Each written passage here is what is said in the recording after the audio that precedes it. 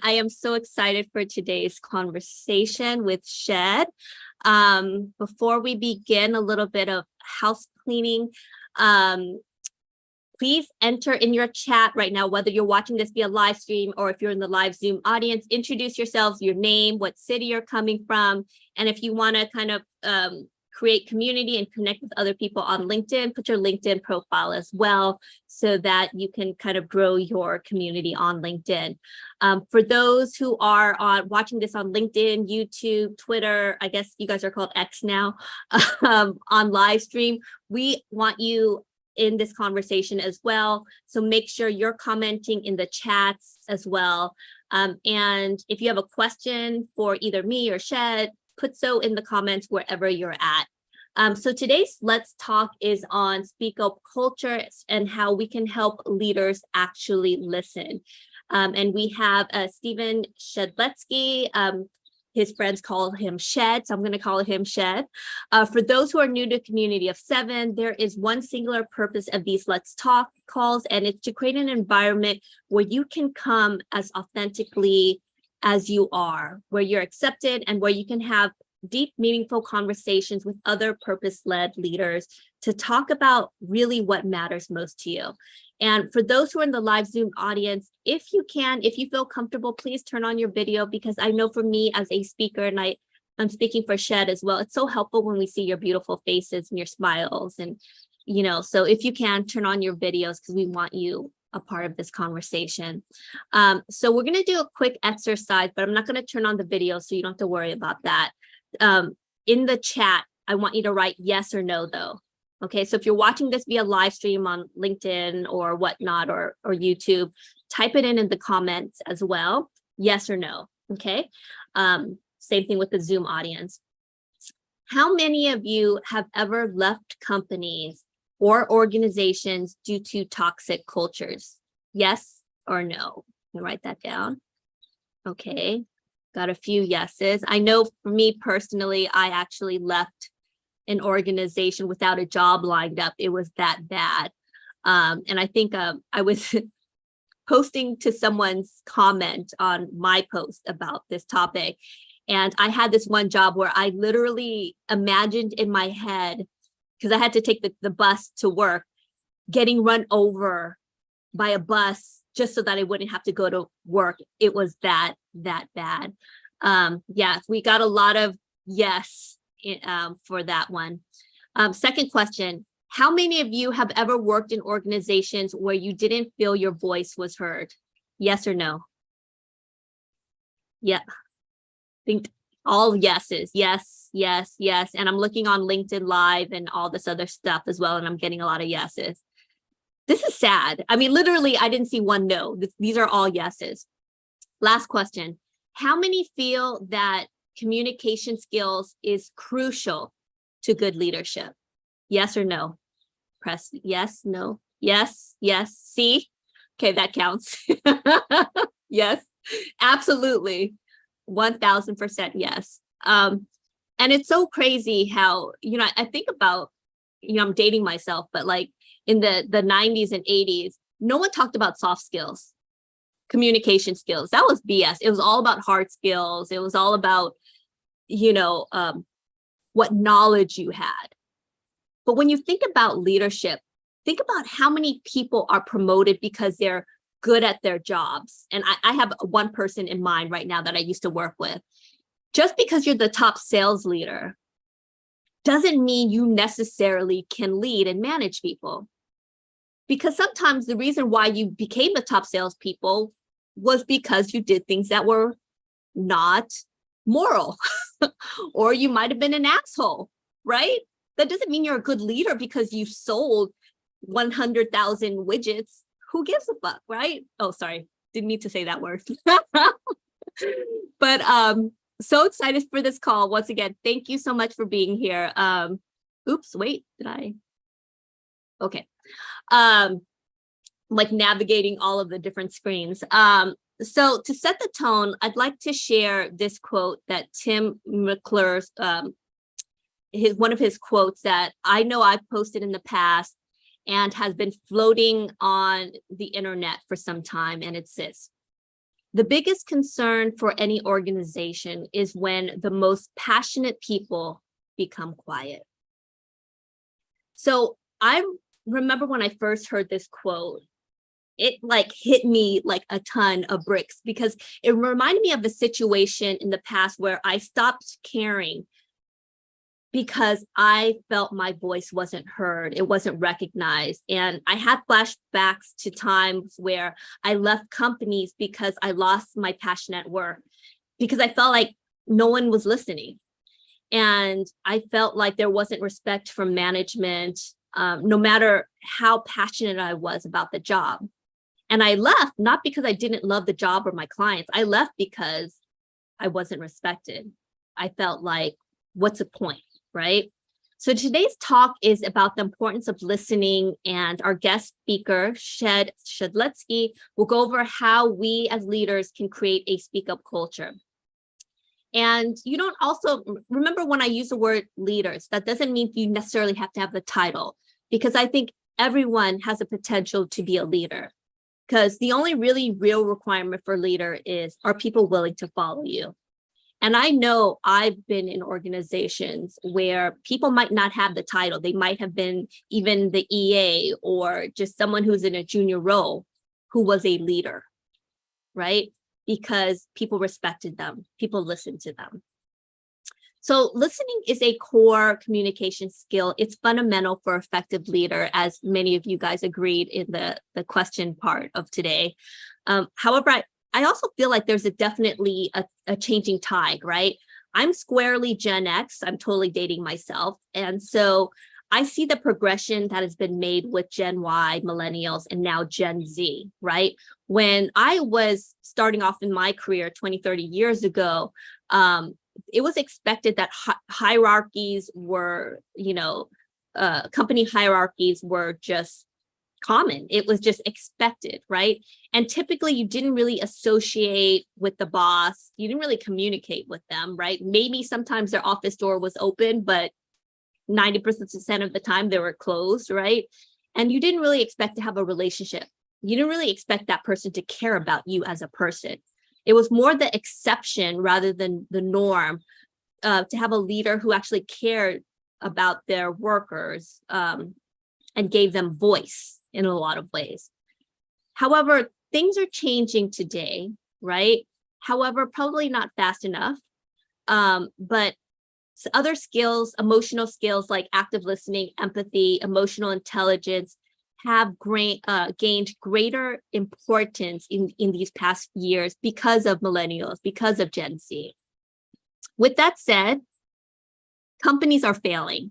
So listening is usually overlooked in the workplace. According to a 2020 study by M-Train, 1 in 10 employees, 1 in 10, say they do not trust that their leaders would listen if they made a complaint. And the results is that employees suffer and they don't feel supported, which affects their performance. Another study showed that 31% of employees and their leaders lack empathy and don't show interest in their direct reports.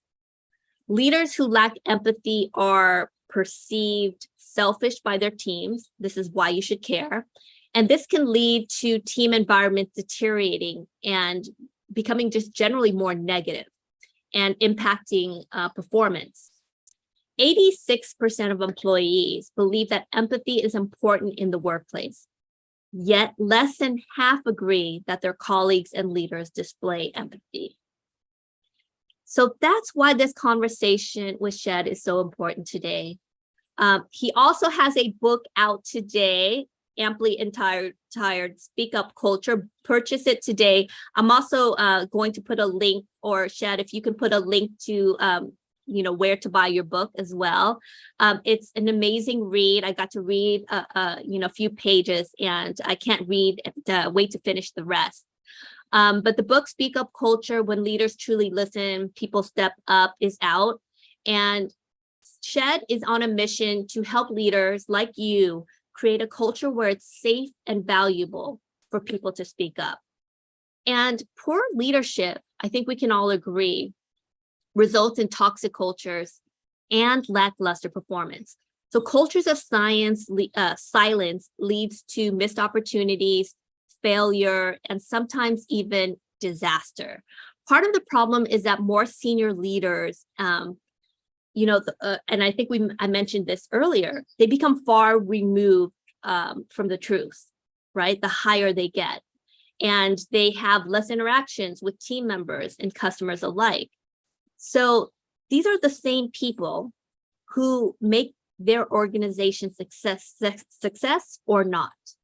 So a leader whisperer is heard, and they make their presence known by empowering others. So another thing that leaders who listen have an ability to do is create psychological safety. And when we create an environment of psychological safety, that's when innovation can occur. So why is this conversation important? A speak up culture shows you that when you create this environment, you can then create environments where everyone in the organization can thrive. So before I introduce Shed, one more question. So in the chat, you're going to type in the answer for this. Don't press send. I'm going to count down, and then you can press it. In your experience in the workforce, would you say that managers, leaders, and companies that have led you have been a 1 in 10 in listening to their employee? So 1 being the worst and 10 being the best. If you could rate, and you don't have to necessarily talk about your current employer. It could be an employer in the past. Just accumulate all of the experiences that you've had. Would you say that the managers and leaders in the organizations are between a 1 being worst to 10 in terms of listening to their employees? Okay. 5, 4, 3, 2, 1. Press send. We got a 7, 5, 6. I don't see any 10 yet. And looking on LinkedIn Live, I see a lot of 5s, 3s. I got an 8. That's a pretty high one. That's good. But if you notice, a lot of these are pretty low. Okay, so let me spotlight Shed. 1 second. Okay, so I am so excited to introduce today's guest, Stephen Shedletzky, aka Shed. Shed helps leaders listen and nurture the voices of others. He supports humble leaders who knows that they are both a part of the problem, but also part of the solution. He is a sought-after speaker, coach, and advisor. He has led hundreds of keynotes as a thought leader on psychological safety in the workforce. He supports leaders and organizations in all industries where human beings work. He is the author of Speak Up Culture, out today, so make sure you buy it and also rate it, because that's how we support authors. After years on the corporate track, Shed was introduced and inspired by the work of Simon Sinek, and soon after meeting him, became the 4th person to join his team. For more than a decade, Shed has contributed to the work at Simon Sinek, where as a chief of staff and head of brand experience, training and development, he led a global team of speakers and facilitators. He continues to speak and facilitate with Simon, helping to create a more inspired and safe, fulfilled world. He's a graduate of Richard Ivey School of Business, and he also has a coaching certificate from Co-Active Training Institute. He lives in Toronto with his wife and 2 young children. So welcome, Shed. So first, congratulations, your book is out today. Thank you so much. Thank you. Yeah, when you're like, here are some dates we can do it, I'm like, let's do it on launch day, Lynn. Why not? So excited. And you have a busy day because you just spoke earlier today, right, in Montreal. And I think you probably have other things kind of lined up. How does it feel? Does it feel good? It feels great. Yes, I have a flight home and then a really serious appointment with the Toronto Blue Jays this afternoon. It's the first Blue Jays playoff game, so we'll see if I can catch an earlier flight to make it home in time for first pitch and watch that with the family. But yeah, no, it's been a great day. We hit a #1 new release last night, which meant I did not sleep last night. I was so giddy and excited about that. So we're here, pinch me, and delighted to be here with all of you and having this great conversation. So we can call you best-selling author now. You can call me number one new. You can call me number one new release author. Doesn't quite roll off the tongue, but yeah. Awesome. So why did you write this book and why now? So there's a great quote by a Danish philosopher by the name of Kierkegaard. That's his last name, and he has a quote. I'm paraphrasing, but it says that life makes sense looking backwards, but it must be lived forward. And so as I wrote this book and as I continued on this journey of sort of birthing and writing this book, the reason that I wrote it became ever so clear by the time I made it to the end. And I write about this in the last chapter called It's Personal, because all leadership is personal. For anyone who says it's not personal, it's business, that's BS. It's personal. If human emotions are involved, it's personal. And so great leadership is personal. You know, it's tied to something we care about. And so for me, I grew up with a stutter. I still have a speech impediment. For those of you who are at the book launch, Tim, I'm looking at you, Andy, Jesse, Stuart. I mentioned that I married my wife, who's a speech therapist, who's helped me overcome that stutter, but also have helped my children and my nieces and nephews as well. Yes, smart man. Marry up, always. And so one, I know what it feels like to be voiceless. I know what it feels like to have something that you want to say, but to lack the confidence or the physiology to do it. The other is in land. I mean, you wonderfully pointed this out sort of in your introduction and your lead up in these sort of poll questions as we made it through, that I've been parts of teams on the spectrum of, yes, a speak up culture and it's marvelous, and then the very opposite, where if the only time you speak up, you're made to be the problem or you get in trouble. And it doesn't feel like it's worth it or safe to speak up. And I'd rather these. It's so much better for our health. It's so much better for our productivity to have environments where we feel that it is both safe and worth it just to speak up. So those are the two reasons why I felt this book and this book now. Oh, you're on mute, Lan. Yeah. First, I can't even imagine that you used to have a stutter, because you probably are one of the most eloquent people I know. Just like, I love hearing you speak because you're able to really encapsulate really complex ideas simply and eloquently. And I think that's a rare trait. So just kudos to you. That's just kind of amazing. And I wrote smart man because the fact that your wife is a speech therapist. It was totally a happy accident, but a very happy one. And yeah, I mean, I'm a huge believer, Lan, and I think you've experienced this as well, that oftentimes our purpose and our greatest strengths, our fulfillment lives in what have we overcome or what are we overcoming? And then if we can help others. So for me, there's no mistake that I find great meaning and fulfillment in helping other people articulate and communicate their ideas and feelings in ways that connect with others. It's no mistake to me that I care so deeply about helping leaders nurture environments where people feel that it's worth it to use their voice and share their voice. I still do have a stutter. I've learned how to work with it. You know, you never overcome, you're always overcoming. And it happens. I'm sure it'll happen in this conversation, but I've learned to work with it. And ironically, part of what I do for a living now is speak. But thank you so much for those comments. I appreciate it. But isn't that such a powerful thought, that you've turned your perceived weakness into your superpower, and that because you have this superpower, you can help other people, right? And if you think about it, that should probably be the goal for every leader, is to help people find their superpower. And I posted something recently about this, to help them find their strengths. And I think too many times leaders silence. It's the reverse, right? Leaders sometimes see their employees sometimes as a threat occasionally. And I think that's why this topic is so important. So tell us a little bit. Can I say a couple of things there, just because that's such a juicy. So one, I think an insecure leader is a very dangerous leader, whereas a secure leader is humble enough to go, these are my strengths, this is what I'm working with, these are my limitations and my weaknesses, which is the purpose and the business case for team. because Lynn, you have strengths and perspectives and experiences that I don't have, and likewise me. So together we're stronger.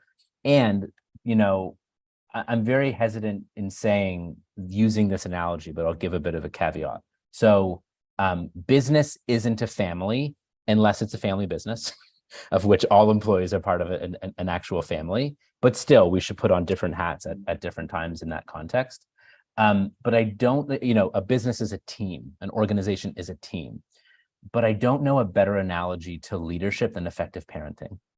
And effective parenting, like, how hard is it when you see your kid and they have a weakness or a limitation or something that's hard for them? And even worse, the likelihood that you and your partner also have that struggle, at least one of you, is high because they're made of your genetic material and the apple doesn't fall far from the tree. It is so hard to help or to stand away and let your child or a subordinate or someone move through it and grow through it. But that's the work of leadership. I got you. This is a growth area for you. It's worth it.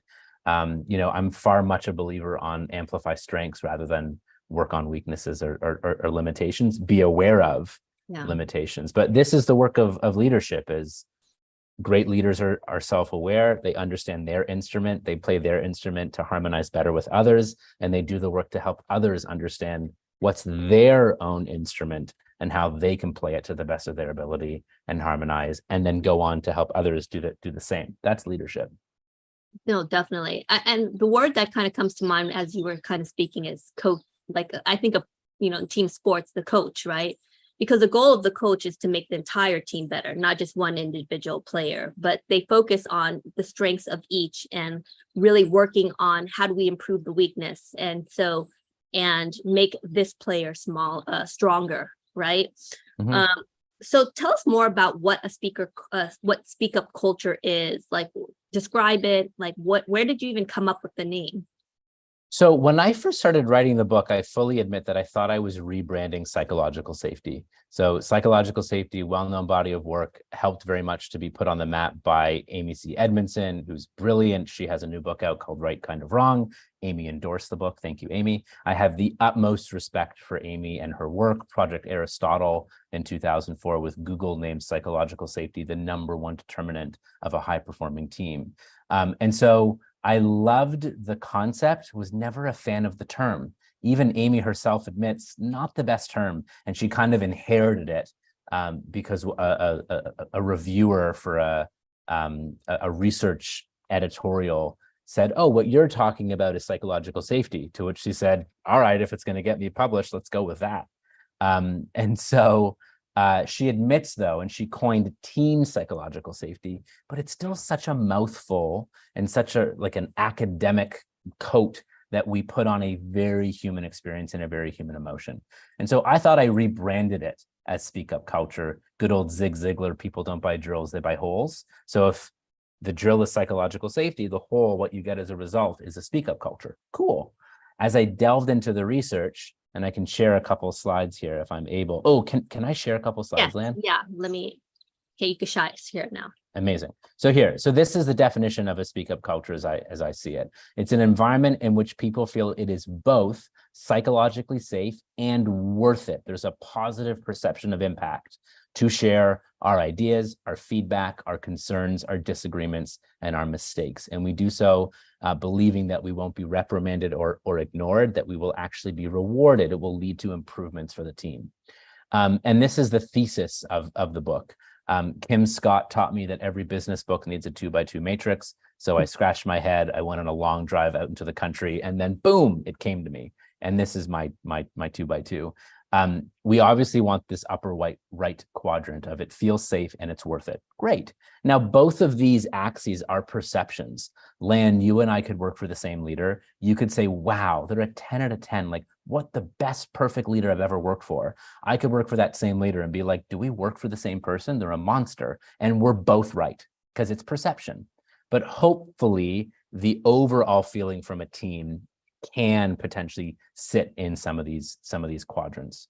But the distinctions here are really important because ideally we're here We don't want to be here, which is an unhappy marriage of fear and apathy. I've been there, no fun. But these two quadrants are really interesting to me as well. High safety, but low impact. I might speak up because I feel safe in that relationship, but either due to bureaucracy, systemic issues, or a change in habit that's simply too hard, it's not going to lead to much meaningful change at all. And apathy will eventually set in there. Like, I know for a fact that we should, the current recommendation is 3 alcoholic beverages a week. I might have a best friend who's having 4 a night, and I might feel safe to have an intervention with them, but I'm not left feeling confident after 3 interventions that they're actually going to have a change in behavior. That's high safety, low impact. And if we're part of bureaucratic organizations with lots of red tape, we're in that quadrant. This one is fascinating to me. Low safety, high impact. This is where Ed Pearson, who was a whistleblower at Boeing with a 737 MAX, found himself. He did not feel safe to speak up, but at personal risk, he displayed the courage to raise his hand, tell the right folks internally, let's stop this manufacturing line. This is not safe. Unfortunately, they didn't listen until he testified in Congress and whistleblew. But it's interesting to me to look at speak up culture through the lens of both psychological safety and a perception of impact. Is it safe and is it worth it? You're on mute, Lan. You talk about the difference between psychological safety and speak up culture, or the nuances. Mm-hmm. Do we as leader approach both differently, or is it kind of like a similar kind of approach where you have to create psychological safety before you can create a speak up culture? I don't exactly know. I mean, what I would say is both are vital. Ideally you have both. I don't know which one's the chicken and which one's the egg. Jury's out on that one. But Yeah. Ideally you have both. If you have psychological safety, but not much of a perception of impact, folks might speak up, but it wears thin after nothing changes over a while. On the other side, fewer people will speak up where it's lower safety, but stakes are high. But you might get some courageous folks saying, this is unethical, people are in danger, there's harassment here, there's harm.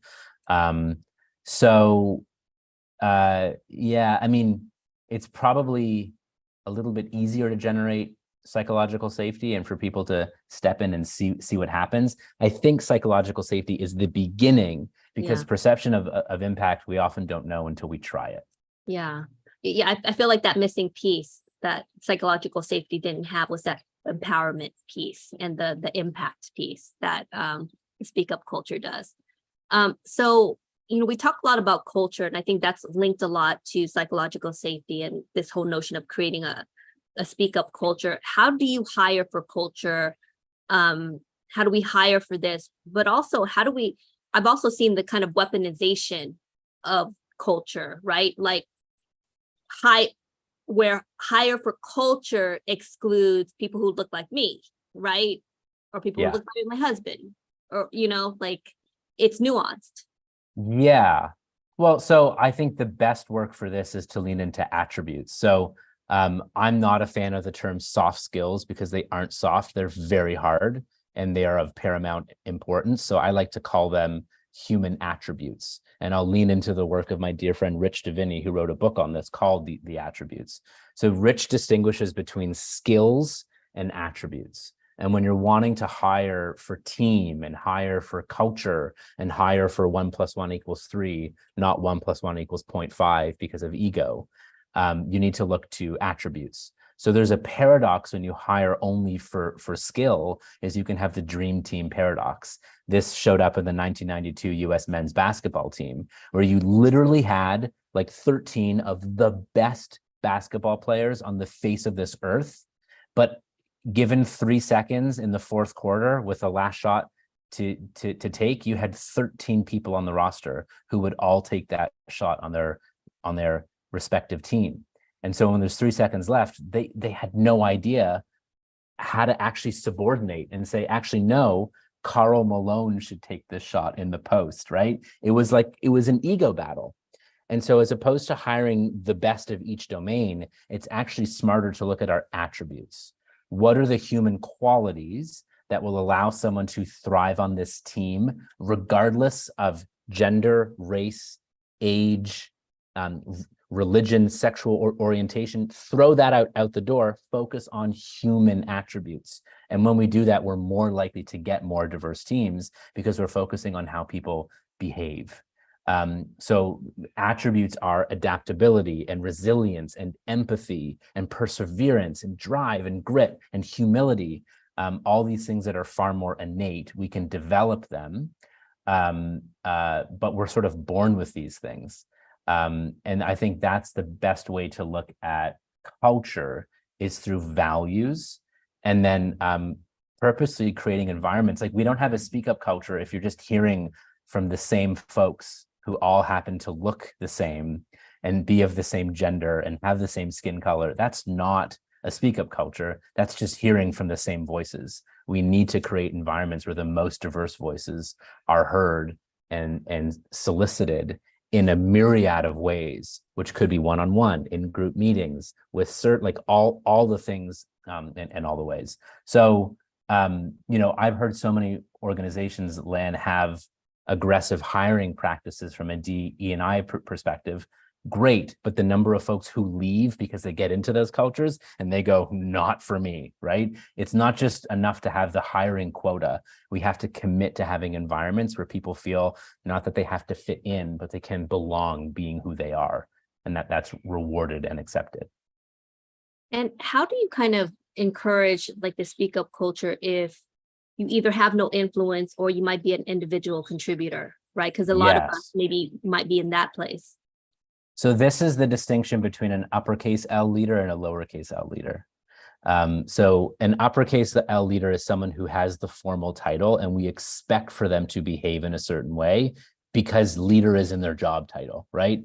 I'm a fan of lowercase L leaders, which is regardless of rank, you behave as a leader. And we all know people who are capital L leaders. They might have the title, but they do not have the behavior.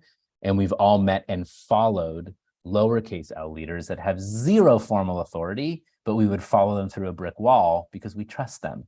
And we know that they have our best interests at heart and in mind.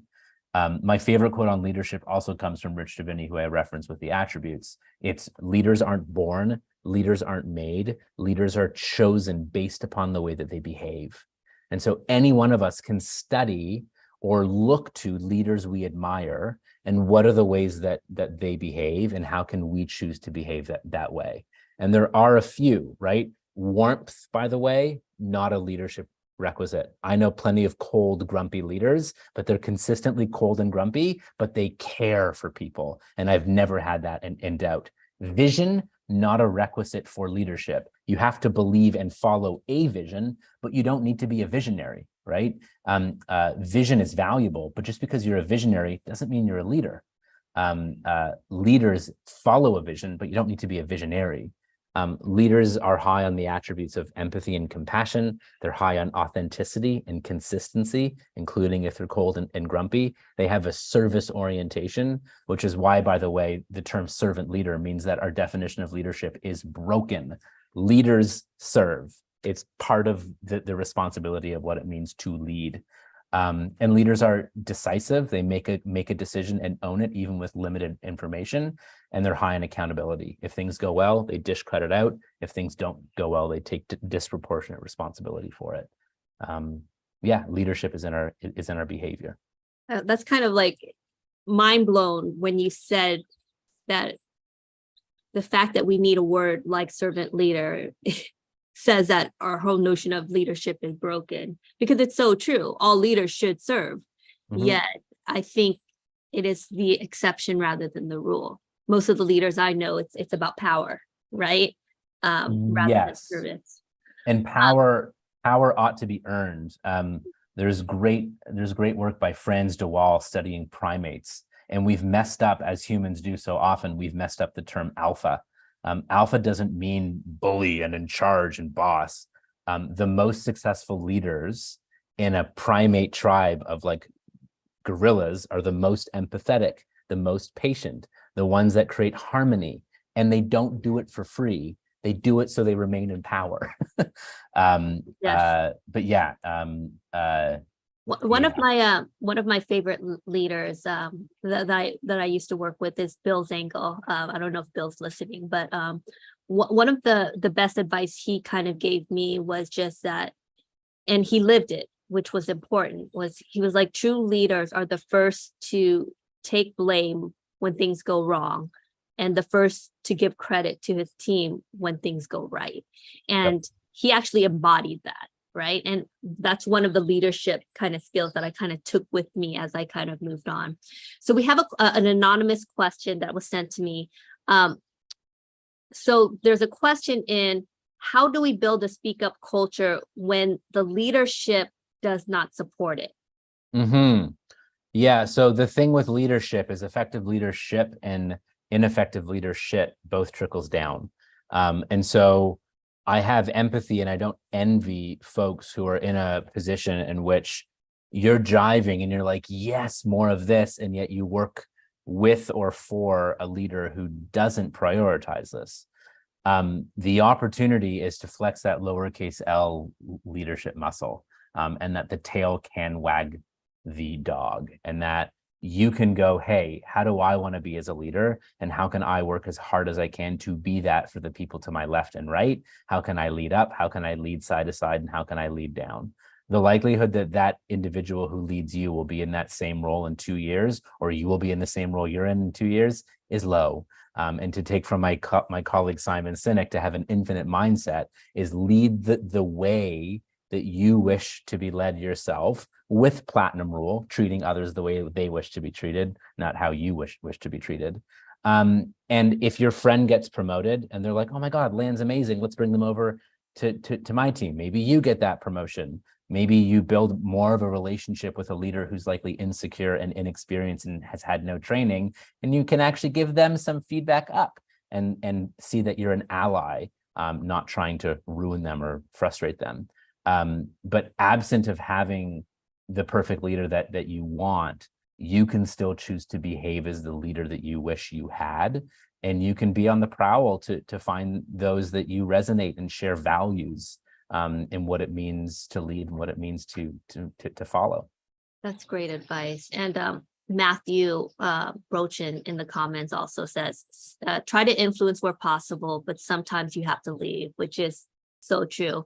You know, like, sometimes you can't change a culture. You can be the raindrop and you could try to do as much as you can, but there's some cultures that just will not change. And so there's two options in those scenarios where you have toxic leadership. You either A, leave, or B, and I've seen this take place where people are like, well, I love the company, I just don't like my boss. And so this might be where you need to go to HR and say, if it's a big enough company, can I change divisions? Right. Yeah. Or network internally and find, you know, Lynn, you and I, when we speak and get in front of people, I never, ever give someone the advice, you need to leave your job. I have no idea what's going on for them. Maybe they're caring for a sick parent. Exactly. Maybe they have children and the way that their job currently works with their lifestyle. Like, maybe they have a mortgage to frickin' pay or food to put on the plate. So I'm never in a position to tell someone to leave, but I do agree that you can internally network and see if you can find a leader that you do wish to follow. Exactly. And people move companies, and we're loyal not to organizations, we're loyal to people. And I think that's the thing, it's all about good relationships. And so you being the leader that you wish you had basically enables you to build these connections and these relationships to move to another organization or another company or within the company. It's like it's all about relationships at the end of the day. And I had posted something about this a few days ago to kind of promote this event. And we make networking and professional relationships so complicated. It's like you need this secret equation, but really what it comes down to is be a good person and actually care about people outside of their corporate facade. And that's how you build relationships, right? And that's how you build trust. And everything in the world, whether it's corporate or family relationships or your neighbor, it's about trust, right? Can I trust this person? right? And it's about picking your spots. You know, we don't Yeah. need to be friends with all people all the time. Again, Exactly. is this someone that, you know, it feels safe and it feels worth it? Then invest. Exactly. It's And like take a modest, reasonable test and just yeah. see. So when my husband Kevin and I moved to our community, we knew that we had found a community when we had neighbors where we trusted our child with them. You know what I mean? That is the ultimate test, right? And where if we couldn't pick them up one day, we had 5-6 people we could call that we trusted. And I think if we can create that level of trust within corporations and companies, that's when you start change, starting to happen. Yeah. So, we And it's talked also about it's good for business. Like this exactly. isn't just like everyone get along. It's good for creativity and innovation and cooperation. You know, Yeah. relationship is the foundation of what we can accomplish. There's a business case for So this. Stephen Covey, who I've had here on our talks, has a book called Speed of Trust, which is one of my favorite books. And he says, trust is the lubricant. So when you are able to build trust, you're more profitable, you get things more done, people are more productive, all of these different things.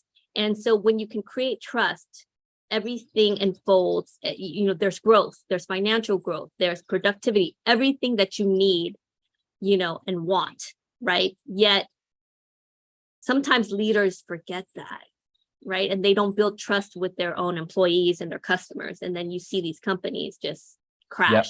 And that's usually because of pressure, external Yeah. pressure, time, resource, budget, money. Yeah. And we focus on efficiency rather than effectiveness.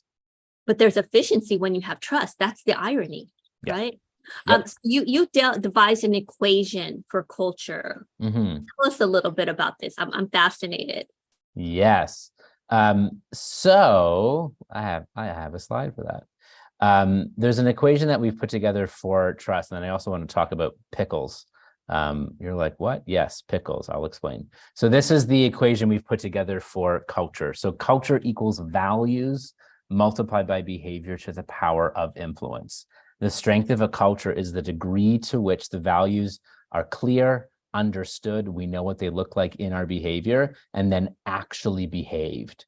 If we have strong, clear values that people know what they look like when they're lived, great, you have a high values number. If you live those values and you reward and recognize folks when they live those values, great, more likely to have a strong culture. If the values aren't clear, likely to have chaos. If the values are clear but not behaved, anything multiplied by a low number is a low number, or even anything multiplied by a negative is a negative number. If you have too far of a gap between what you say and what you do, you can have a toxic, deleterious culture. And it's raised to the power of influence because the more influence one has, which could be authority or title, or it could be that you behave as a lowercase L leader and you have no authority, but you have the people. The more influence you have in an organization or team, your tiptoes are stomps and your whispers a shout. There's a disproportionate impact on how you show up based upon the influence that you have. So more influence, whether by title or behavior, the more that it impacts that culture. And the last thing I'll just sort of share on culture, at least for now, is I liken culture to a pickle jar. So we can take a wonderful, award-winning, world-class cucumber that is highly ethical, talented, trustworthy, hardworking, there is such a thing, and put it in some awful pickle brine. We, my friends, have an awful pickle that should never have been made. And it's no fault to the cucumber. We must examine the brine. Similarly, we can take a mediocre cucumber, put it in amazing pickle brine. We have a delicious pickle. The environment around us matters more than our personality. You can take someone who has the propensity to speak up and be ethical and be wonderful, put them in a toxic culture, and they're capable of behaving far less optimally. So environment, culture is like pickle brine. It's kind of fascinating when you were showing your, the equation. I felt culture could have been replaced with trust as well. Like that equation, if you put in Sure. trust it would kind of work in that same kind of plane. And so many of these words, culture, trust, psychological safety. I mean, name me a great culture that isn't high on trust. Like some of these words are interchangeable. The way I define culture is it's how stuff is done and how we treat each other, whether we're doing the stuff or just doing, it's how we treat one another. It's what's accepted, what's rewarded, what's tolerated, and what's not. So last question before I kind of open it up to the folks here. What role do you think feedback and candor has in creating a speak up culture? So I'm a big fan of feedback. I think the purpose of feedback is to help one another grow. The important things to remember about feedback is it should be based upon facts, but it isn't fact. Feedback is opinion. Feedback is your experience of someone. And feedback should be designed to begin dialogue. And we have to be really careful, especially when we're in a role of senior leadership, because we can be at risk of sharing feedback as if it is fact. And that's dangerous. I had one leader I'm thinking of that they gave me a lot of feedback, and the ratio of them giving me feedback versus them soliciting or hearing or actually wanting to hear feedback from me was probably 35-1, and I might be generous. They felt that their role as my leader was to give me feedback of how I can be less sucky and perform better. They would give me feedback whenever they wanted, didn't care if I wanted it or was ready to hear it. And it was never delivered to get my perspective. It was always delivered to tell me what I was doing wrong. That is not feedback at its best. To me, the greatest tool that I've come across for feedback is the FBI model, feeling, behavior, impact. So I could say, Lan, hey, great job today. You're like, thanks, Shed. Like, I have no idea what I did to earn that. If I'm honest, that kind of feels like shallow feedback, like you could do better. I could use FBI. So feeling, Lan, I feel delighted right now and really like happy and honored because this is the second time that we're having a conversation like this. We're doing it on my book launch day. You've prepared like the way that you've curated this whole event. Like, thank you so much. Anytime you want to do something, I'm game. That's FBI, right? And similarly, it's ineffective to call someone lazy or irresponsible. That's not going to go well, and it's just going to create trigger. This didn't happen, but just play along with me for a second, Lan. I could say, Lan, I'm feeling really frustrated and concerned because you were late to 3 client meetings last week. And the impact is I'm not sure I can trust you with what's on your plate right now. Like, this isn't like you. What's up? What's going on? Especially when it's constructive feedback, that last open-ended question at the bit is designed to create dialogue where you could say, oh, I had no idea that you felt that way, or I have way too much on my plate, or I'm caring for my mother, I had a sick kid at home, or, I got let down on a project I was working on and I didn't have the heart to tell you, whatever it might be. But it designs dialogue. Because I think very few of us wake up in the morning and be like, I'm going to be a pain in the ass for the people on my team today. I think very few of us do that. And yet it happens.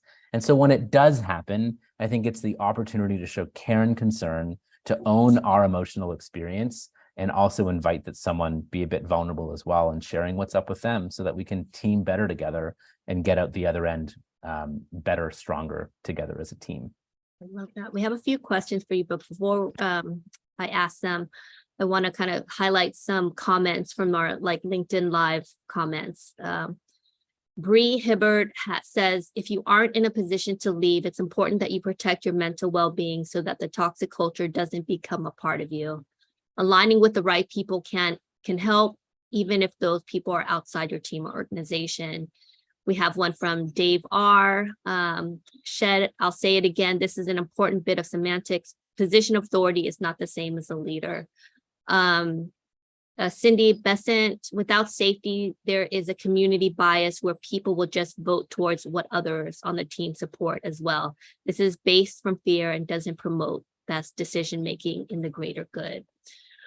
So we have some questions from the folks who are in our live Zoom audience. Matthew, you have a question. Do you want to unmute and ask your question, or do you want me to ask the question? If you feel comfortable, you can unmute and ask. If not, okay, I will ask Matthew's question unless he unmutes.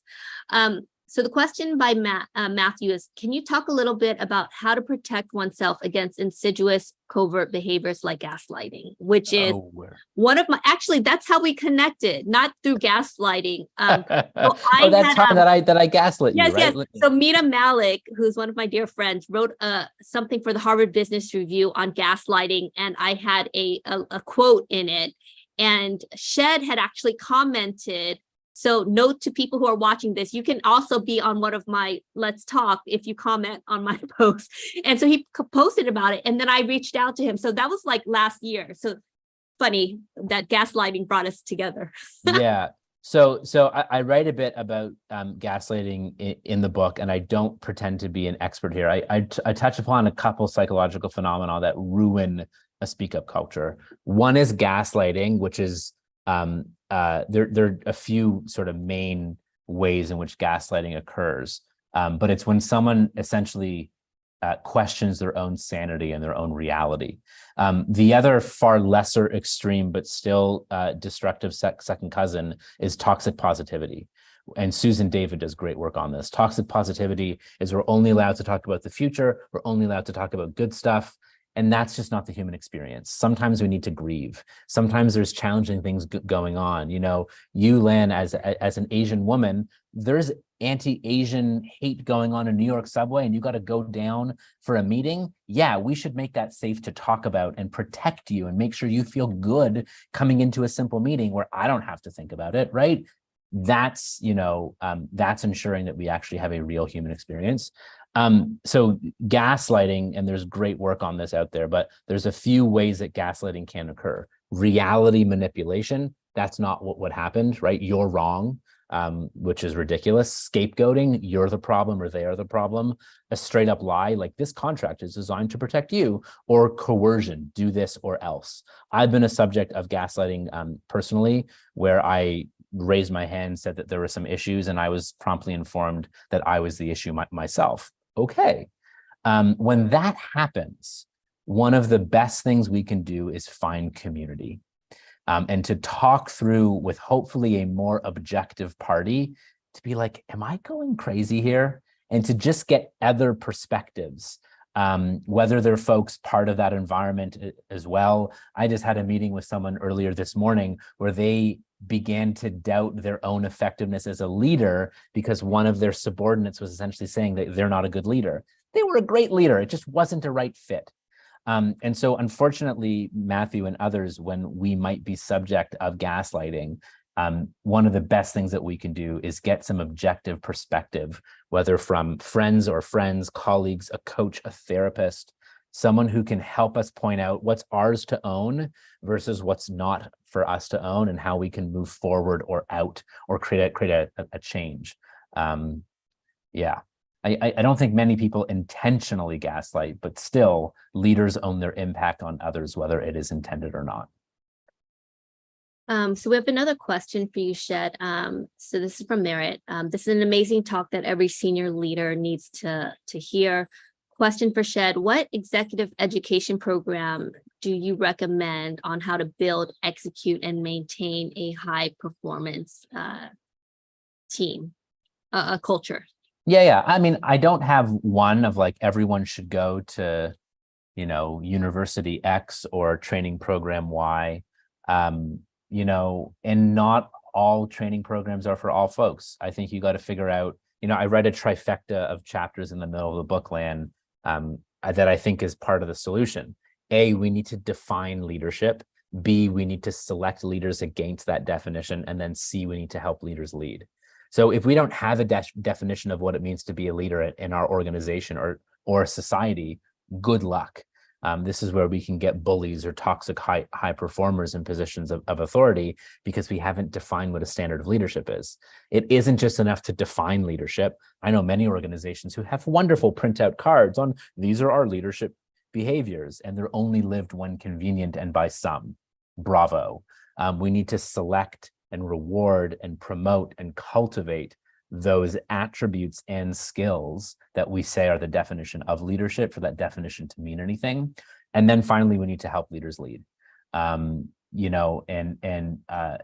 We don't need to spend tens or hundreds of thousands of dollars on a leadership development program. You can show up to a talk like this with your team and take notes, or do a book club, and you can take out the book for free at the library. Like, you don't need to spend a lot of money at all. You just need to focus on, how do we define leadership? How do we put people in positions who have those attributes or are keen on developing them? And then how do we create training, development, community, so that our leaders can actually grow that muscle and work on it and have a safe space to talk about their struggles as individuals and as leaders. I love that. I think we might have time for one quick question. Does anyone have a question that they want to ask? Or I can also kind of let me look in the live stream. Here's some comments I just want to read.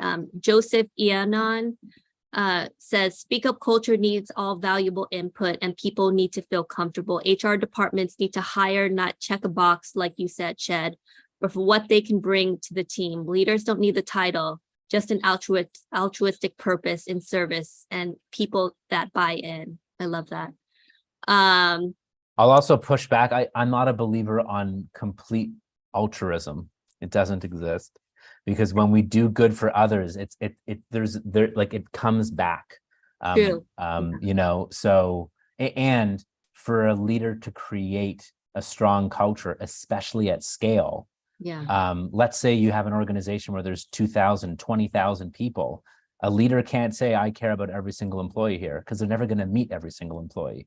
But what the leader can say is, I invest in my team so that my team invests in their team, and so on and so forth. So serving and giving actually isn't altruistic. It's done so that others do it. It's a pay it forward. So we have one quick question before we close up in the comments. What do you suggest if you have a micromanager above you and they have limited soft skills? Jedi mind tricks. Chances are, there's insecurity and there's arrogance. Unfortunately, arrogance is a form of insecurity. It's just really loud and ugly. But when we see arrogance, we can go, oh, they're just insecure. Like, that's so cute. And so oftentimes when you have an insecure micromanaging leader, it's because they themselves are struggling. And it's really frustrating. And I know many leaders like this, where you know exactly what they should do. They just can't see it and they get in their own way. And you have to spend inordinate amounts of time and energy making your good ideas seem like it's their idea. And if you're up for that task, go for it. Tail can wag the dog. You can exhibit lowercase l leadership. You can try to develop some relationship and become an ally and support them. But transformation is an inside out job. You can't send them my book or anyone's book and then boom, all of a sudden they're a great leader. No, books make good coasters as well. Folks need to go on their own developmental journey, and you can try to share feedback if you feel it's safe and worth it. You can say, hey, this isn't working for me or the team, and see if they have some humility and vulnerability to go there. Absent of that, lowercase l leadership, be the leader that you wish to have, and find greener pastures, whether it's in that organization or another. You can't grow for someone else. So before we close up, LG Hansen has a great comment, so I just want to read it. I'm hoping that the new generation will help change the face of leadership moving forward. I'm a boomer, but I am so looking forward to the future. I love that. So, okay, so besides everyone who's watching this, buy the book. How else can we help you? I will put the link to the book in the comments right now. Tell us, how do we find you? How can we help you? Yes, thank you. Well, thank you for attending, and thank you, Lynn, for hosting me and having me. More about the book, and we're constantly adding more resources, is at speakupculture.com. If you want to pre-order, or now not pre-order, order, it'll come tomorrow. You can do that. You can also go to your local library and request that they stock the book if buying new books is not in budget for you. And if the message and book resonates, please share it with friends or anyone who you think can benefit and be part of leading this change, where leaders make it safe and worth it for the people around them to speak up. Okay. Yeah, for some reason, Zoom's not letting me put the link, but if you guys can, who are in the live audience, in the live Zoom audience, and thank you for everyone who's watching this live stream on LinkedIn, YouTube, etc. Put this in gallery mode, unmute your phones, turn on your videos, please, because Shed deserves a big round of applause. Unmute your phones, turn on your video cameras. Woohoo! Thank you so much, Shed, and excited about your book. It's going to be amazing. Thank you, everyone, for showing up, and we will see you in the next talk. Bye, everyone. See ya. Thanks for coming out. Thank you. Bye. And Tim, I'm seeing the footballs in your background. Tell us about, are you a coach? No. You just like No, football? No, I've done a lot of work in professional sports for about 15 years. So with a lot of athletes and things. So you have the best background. I just noticed that. I was like, you have like the best background, Zoom background I've seen. Okay. Thanks, everyone. Thanks, Shed. Okay. Thanks for being here. I'll take Bye. care.